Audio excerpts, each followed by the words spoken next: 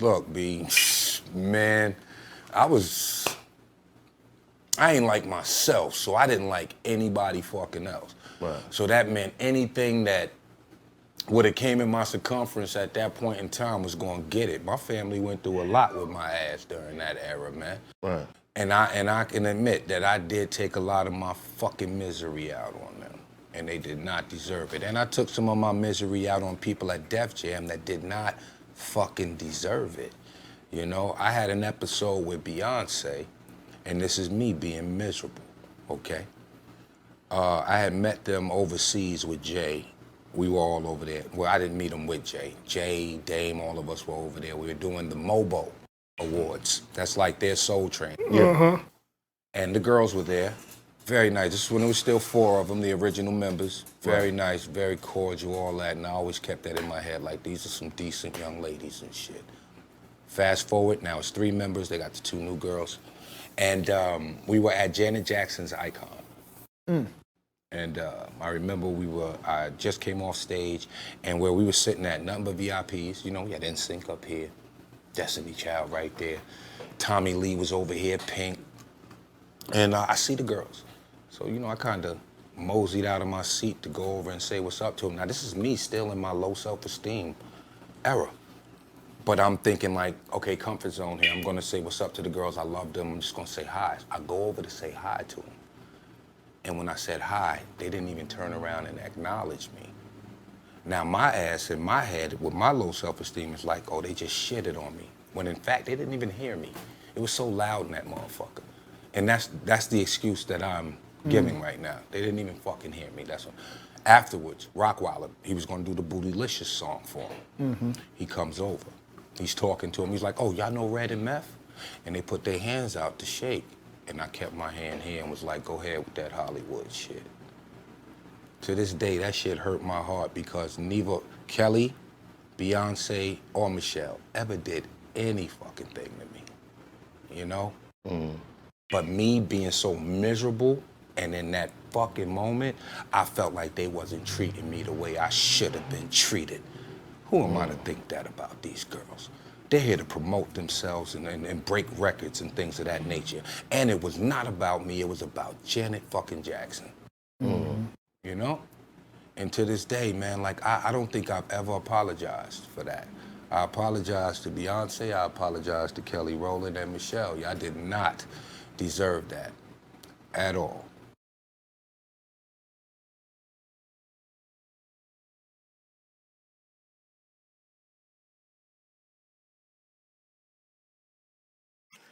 Speaking of moments, congratulations, by the way. You got relationship goals dropping February 4th. Yeah, February 4th, yes. Kelly Rowland. And I kind of wonder if I had anything to do with that. No. None. At all. What you mean? No. You want to hear the crazy shit? This is the crazy shit, and I don't even know if I should admit this on motherfucking camera, but she ain't fucking remember. She remember? Nah. And she had never seen it, but Michelle played it. I didn't bring it up. She brought it up to me. She said Michelle played it for her. And they was laughing about the shit and shit. No, they didn't laugh about it. She was very touched. That's what she said. Yeah. The word was touched. Yes, the world was touched. But she hadn't remembered the incident at all. At all? No. Wow. At all. But here's the funny thing, though. After that, I remember Ms. Tina Knowles had made a comment about it. Just to bring y'all up to speed, Meth was on the platform, and he talked about this incident where he ran into Destiny Child, and at the time he was going through his own things, and he kind of like lashed out.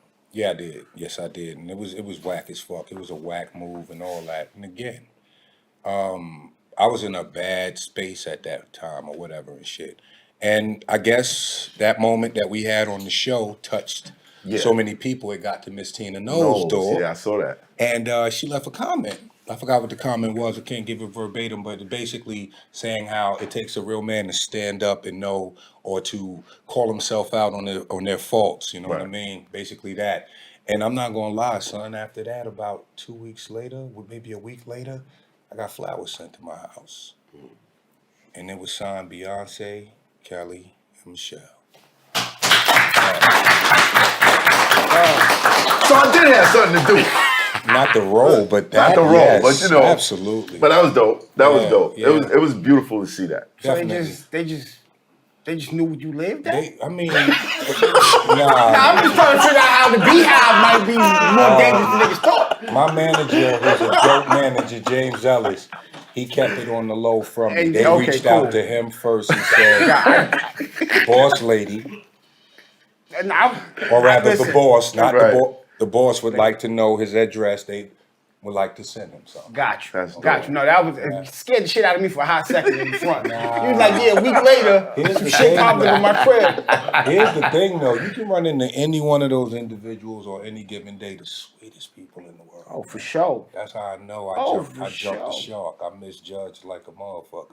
Right. I mean, misery do love company and shit. Yeah, yeah. Salute to them. Salute to them. Yeah. Salute to them.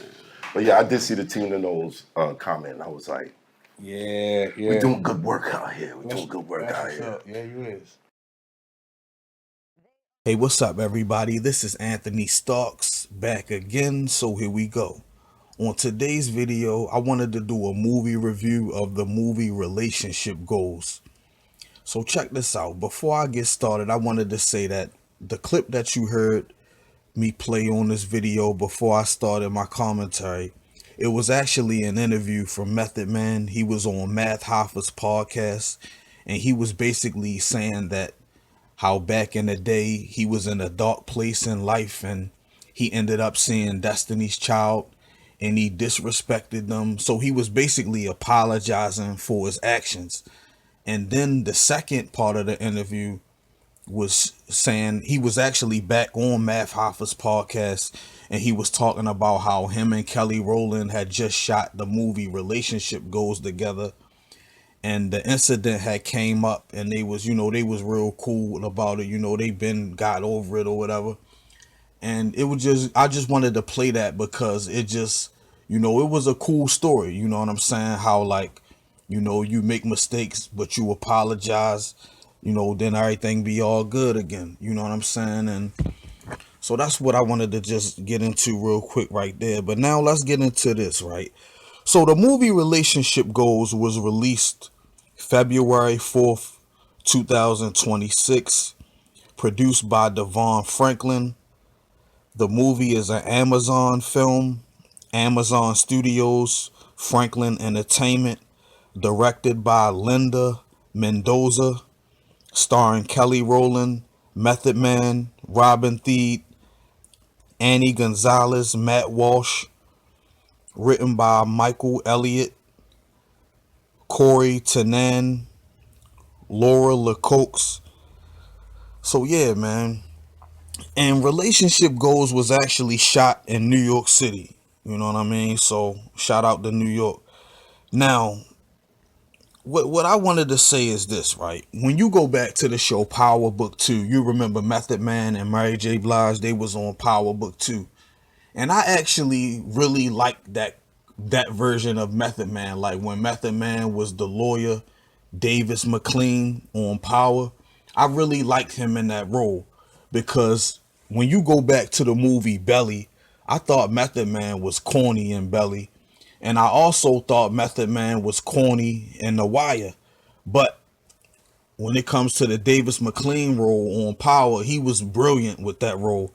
And when I first saw this trailer for Relationship Goals, I actually got those Davis McLean vibes from Power. You know what I'm saying? Like, because he got the same suit on and all that, same haircut, same speech.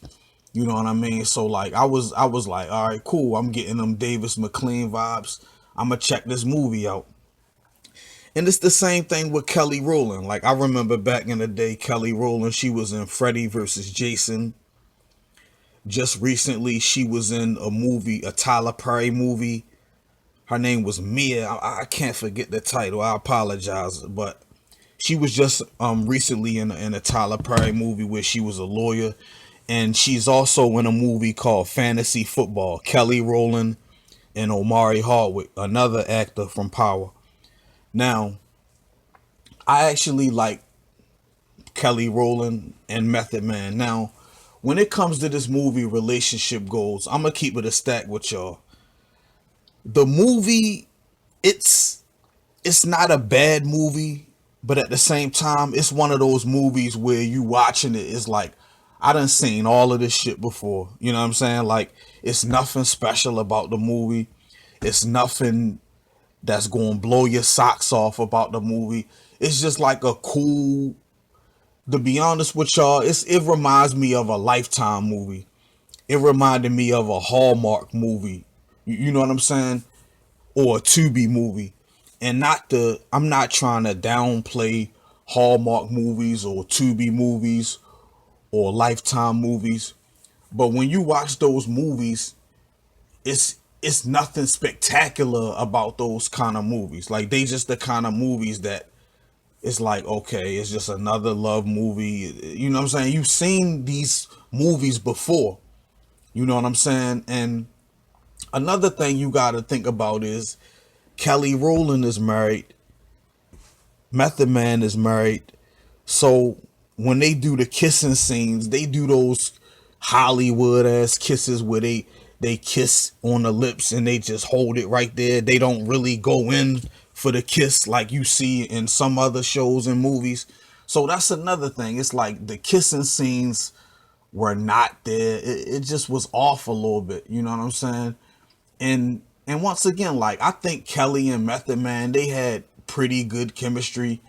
I don't think it was that good. You know what I'm saying? Because it's like, I don't know. Like I say, once again, this is my first time really seeing Method Man do a movie about love or a relationship, romance type of movie. And I just didn't get the vibe. Like, I just didn't feel the chemistry between them two.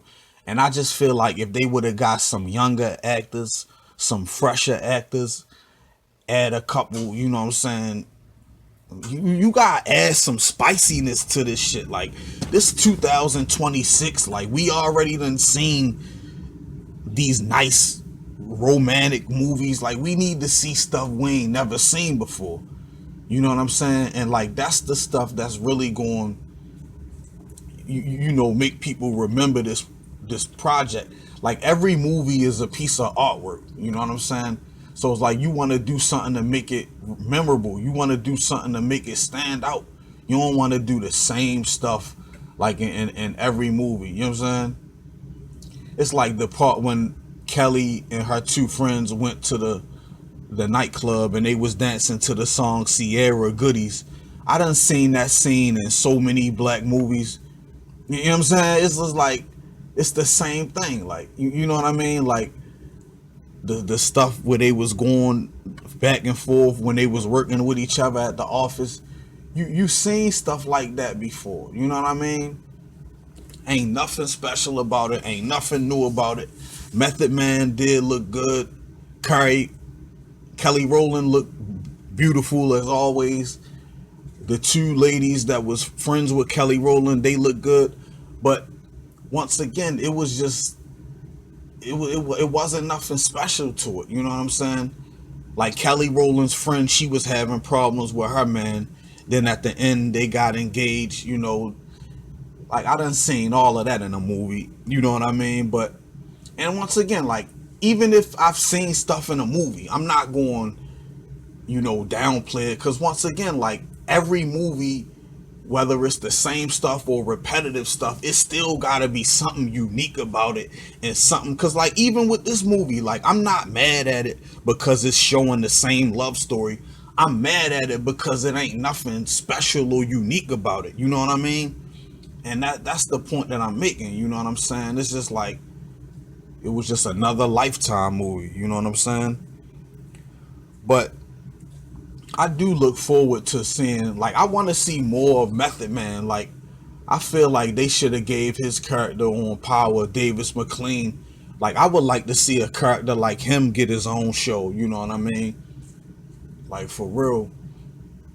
But when it comes to this movie, relationship goals, like, you gotta think about it. Relationship goals is a term we've been using for a minute now, for like the last 10 years. You know what I'm saying? We remember, it was Martin and Gina and some other couples, Michelle and Barack. So we always use this relationship goals with these people. So I just feel like when you do a movie called Relationship Goals, you representing the black community, because we've been saying that phrase, for a little minute.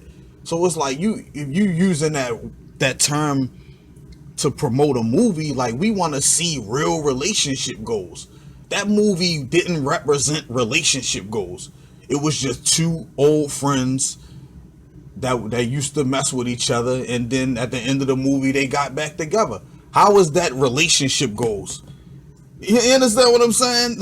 Like, relationship goals need to show a full relationship or a full marriage. Like, how is a relationship goals just like, y'all know what I'm trying to say? Like, it's just, I don't think that movie represented what relationship goals really is, if you gonna use that term to name the movie. But yeah, man, I just wanted to get into that. I got exclusive content on my Patreon, so please support that. Donate something to the Cash App. This is your man Anthony Starks. One love, holla.